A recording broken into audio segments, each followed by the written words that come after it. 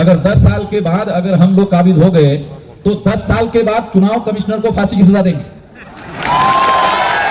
आपको कानून की ताकत पता नहीं है, आप लोगों को कानून की ताकत पता नहीं है।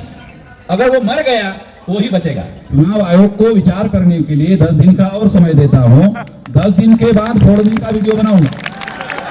तो मोदी के चुनाव जीतने की दूर दूर तक संभावना नहीं है। मोदी को ये बात समझ में आती है। मीडिया वाले ये आंकड़े बता नहीं रहे हैं, चुनाव आयोग के साइट पर जाने के आधार पर बता रहा हूं आप लोगों को। हमारे लोग ही इतने हैं, अरे अगर सड़क पर उतर गए, अगर उन्होंने पेशाब कर दिया तो महा फ्लड आएगा।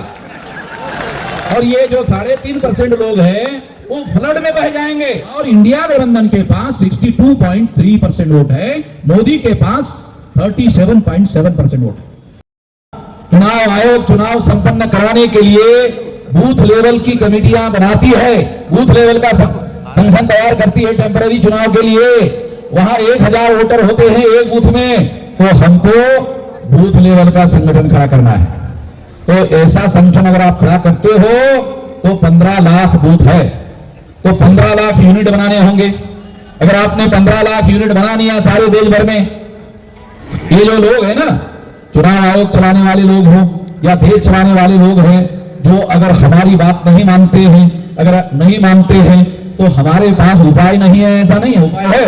15 लाख जगह पर अगर आप अपनी कमेटियां बनाते हो, ये तो आपके नियंत्रण में है। चुनाव आयोग ईवीएम चालू रखना चाहता है या बंद करना चाहता है, ये तो चुनाव आयोग के नियंत्रण में है। मगर गांव गांव में कमेटियां बनाने का नियंत्रण वो तो हमारे नियंत्रण में है।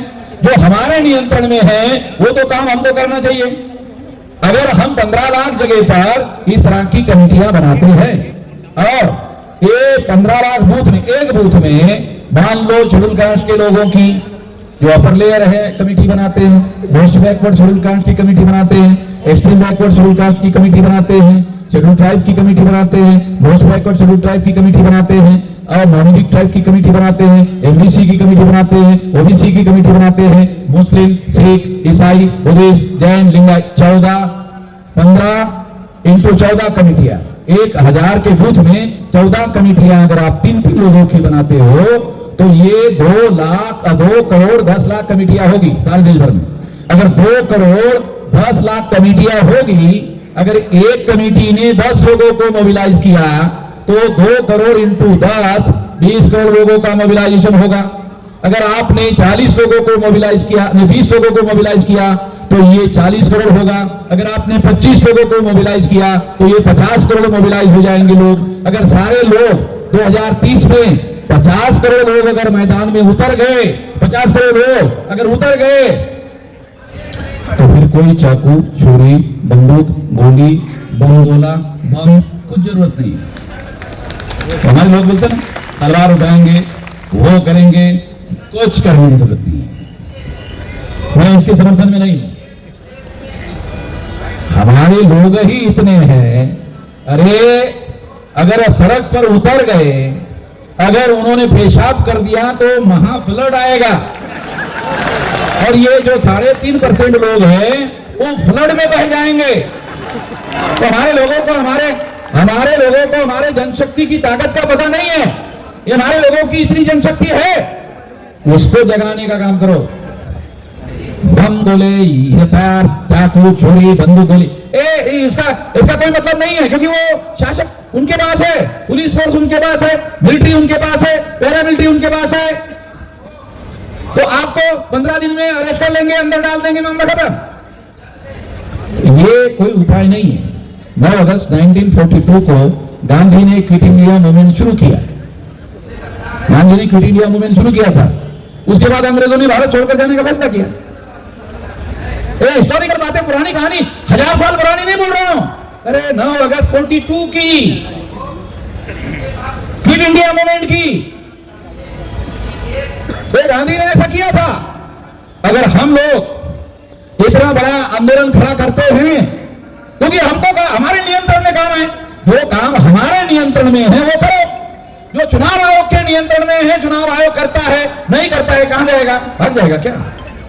देखो, अगर 10 साल के बाद अगर हम लोग काबिज हो गए तो 10 साल के बाद चुनाव कमिश्नर को फांसी की सजा देंगे। आपको कानून की ताकत पता नहीं है, आप लोगों को कानून की ताकत पता नहीं है। अगर वो मर गया वो ही बचेगा, क्योंकि उसको पकड़कर फांसी देने के लिए जिंदा ही नहीं है। मगर चुनाव कमिश्नर अगर जिंदा है और हमारा राज आ गया, अगर वो मर गया तो ही बचेगा। अगर रिटायर्ड हो गया और पेंशन खा रहा है, पेंशन ही खाता रहेगा, तो वो 10 साल 20 साल के बाद भी देशद्रोह का मुकदमा फेस करना पड़ेगा उसको। ये देशद्रोह का काम है। ये जो कर रहे हैं ये देशद्रोह का काम कर रहे हैं। वो बख्शेंगे नहीं, वो जाएंगे नहीं। कहां जाएंगे, कहां भागेंगे? भारत के बाहर हाँ एक रास्ता ये है, भारत के बाहर। मगर हमारी अगर मान लो अमेरिका में गए तो हम अमेरिका के साथ एग्रीमेंट करेंगे ये लोगों को बात भेजो। अरे भाई जो शासन करने का हुनर है ना, तो ये उसके बाद सारी चीजें कर सकते हैं, हर चीज कर सकते हैं। तो दुनिया में आप जाओगे कहां?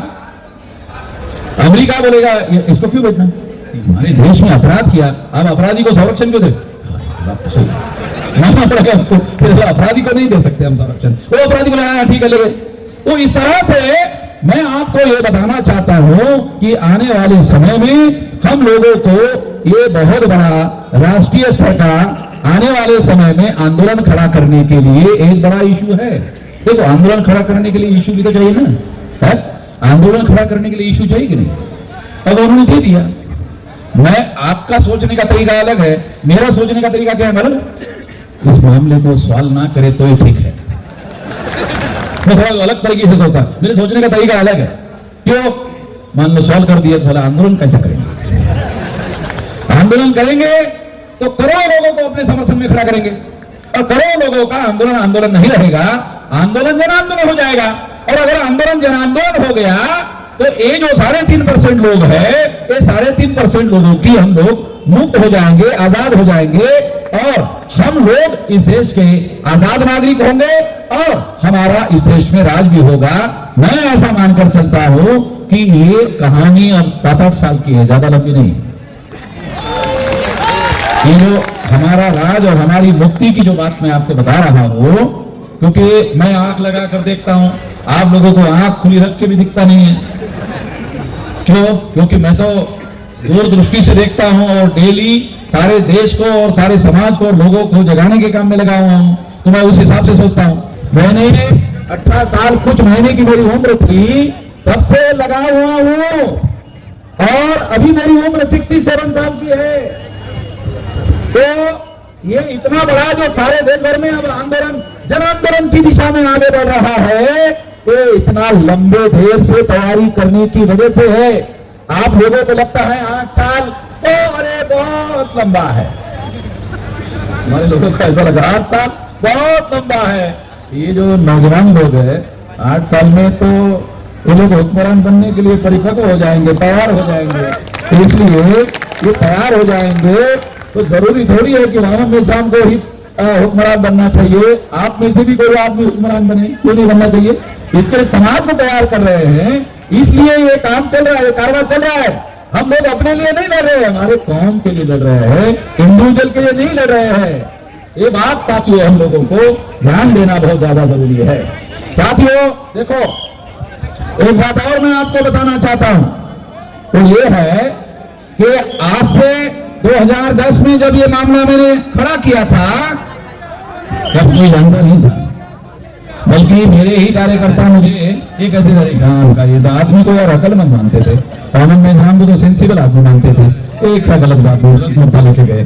तो इतनी समझदारी और इतनी अक्ल जो है, इतना आसान काम तो है नहीं कि सभी के पास हो जाए। हाँ, अगर सभी के पास हो जाए तो फिर मोहम्मद मेहसान राष्ट्रीय अध्यक्ष कैसे बनेगा? मोहम्मद मेहसान राष्ट्रीय अध्यक्ष नहीं बनेगा ना। तो फिर उसके लिए ये समझदारी होना बहुत जरूरी है, ये जानकारी होना बहुत जरूरी है। तो मैं आपको आखिरी बात कहकर अपनी बात समाप्त करना चाहता हूं साथियों, कि आज से 2010 को ये मामला जब हमने खड़ा किया, तो ये मामला खड़ा करने के बाद में एक कोई नहीं जानता था, आज ये मामला राष्ट्रीय इशू हो गया है, नेशनल इशू हो गया है। नेशनल इशू हो गया, इसका मतलब है अब ये मामला हल होने की दिशा में नेशनल एजेंडे पर आ गया है। और पवार साहब इंडिया गठबंधन के बड़े नेता हैं, वो इस बात को मान गए। इसका मतलब इंडिया गठबंधन में भी मामला अंदर पहुंच गया है। और इसलिए मैं एक बात, आखिरी बात कहकर आपको कुछ आंकड़े हैं बहुत चौंकाने वाले, आपको बताना चाहता हूं। तो देखो 2019 के चुनाव में मोदी को वोट परसेंटेज पड़ा 37.7%। मोदी को कितना परसेंटेज वोट था? 37.7%। और इंडिया गठबंधन अभी जो बना, उनके पास कितना परसेंटेज वोट है? 62.3%। अरे कुछ समझ आ रहा? तो मोदी को ऐसा लगता है कि वो चुनाव नहीं जीत सकता।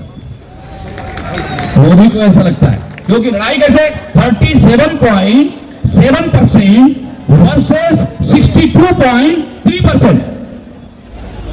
वो इतने वोट थे, तो पिछली बार मोदी चुनाव क्यों जीत गया और ये लोग क्यों हार गए? क्योंकि इंडिया गठबंधन वाले लोग यूनाइटेड चुनाव नहीं लड़ रहे थे। अभी वो इंडिया गठबंधन के लोग इकट्ठा होकर चुनाव लड़ रहे हैं, तो उनके पास 62.3% वोट है। तो मोदी के चुनाव जीतने की दूर दूर तक संभावना नहीं है। मोदी को ये बात समझ में आती है। मीडिया वाले ये आंकड़े बता नहीं रहे हैं, चुनाव आयोग के साइट पर जाने के आधार पर बता रहा हूं आप लोगों को। ये हमारे पास डाटा है, ये डाटा मैं आपको समझा रहा हूं कि मोदी के चुनाव जीतने की संभावना नहीं है और इंडिया गठबंधन के पास 62.3% वोट है, मोदी के पास 37.7% वोट है। और 10 साल का सरकार चलाने के बाद कुछ लोग उसके समर्थक विरोध में भी हो गए, हैं। इसलिए राम मंदिर बनाने की बातें करने लग गए। सरकार का काम तो नहीं मंदिर बनाना, मगर मंदिर बनाने की बात जो मोदी कर रहा है, उसका कारण यह है कि उसको लगता है कि मैं चुनाव शायद नहीं जीत सकता, इसलिए मंदिर बनाने के झंझट में पड़ा हुआ है। तो इस वजह से ये आखिरी बात मैं आपको समझा रहा हूं, आने वाले समय में ये जो चुनाव है इंडिया गठबंधन वर्सेस इंडिया गठबंधन, तो इसमें बदलाव हो सकता है। इस बदलाव को रोकने का काम ईवीएम के द्वारा हो सकता है। इस बदलाव को रोकने का काम ईवीएम के द्वारा हो सकता है। अगर चुनाव आयोग और शासक वर्ग ने ऐसा करने का काम किया तो मैं शासक वर्ग को चेतावनी देता हूं, हिंसा होगी।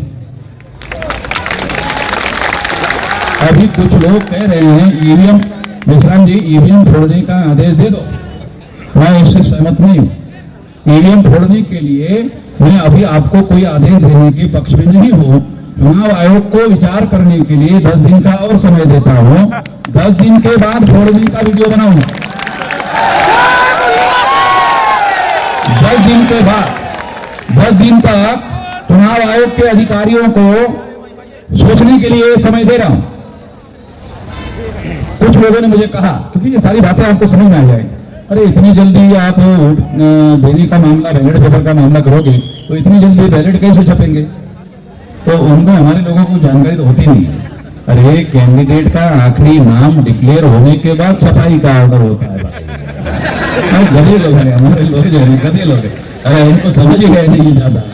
आखिरी कैंडिडेट का नाम जब डिक्लेयर होता है उसके बाद छपाई का ऑर्डर होता है बैलेट पेपर में।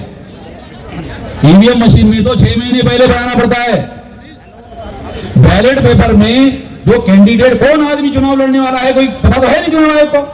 और हर चुनाव क्षेत्र में अलग अलग बैलेट पेपर छपते हैं, क्योंकि हर चुनाव क्षेत्र में अलग अलग कैंडिडेट होते हैं और कहीं कहीं जो है 50 होते हैं, 60 हो जाते हैं, उसी हिसाब से छपते हैं। तो आप लोगों को यह समझना होगा कि बैलेट पेपर पर चुनाव करने के लिए आसान काम है, ज्यादा काम, मुश्किल काम नहीं है।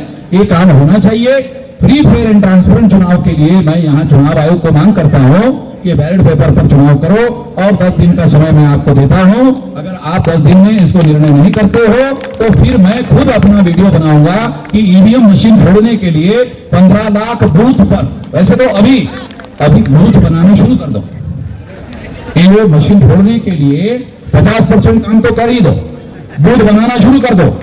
अगर बूथ बनाने से चुनाव आयोग मान गया, अगर चुनाव आयोग मान गया, बूथ बनाने से मान गया, तो ये बूथ का उपयोग शासक वर्ग बनाने में करेंगे। ऐसे काम लेना पड़ेगा। अगर मान लो बूथ वाइज संगठन बन गया तो इसका उपयोग शासक वर्ग बनाने के लिए करेंगे, और नहीं तो फोड़ने तोड़ने के लिए करेंगे। तो इसलिए आने वाले समय में मैं ये आखिरी बात कहना चाहता हूं, आप शांति से सुनो, और ऐसा कहकर मैं अपनी बात समाप्त करना चाहता हूं। आप यहां बहुत भारी संख्या में 32 राज्यों से लोग आए हुए हैं और सारे देश भर से आए हुए लोग हैं। ये आपको लड़ाई जीतना है तो 6 लाख गांवों में और बूथ लेवल का 15 लाख लोगों का संगठन आप खड़ा कर दो। जो चाहते हो वो हो जाए। 15 लाख बूथ का अगर आपने संगठन बना लिया तो आप इस देश में जो चाहते हो जाएगा। जो सफलता चाहते हो, जो भी हासिल करना चाहते हो, वो सारा का सारा हो जाएगा। ये करो।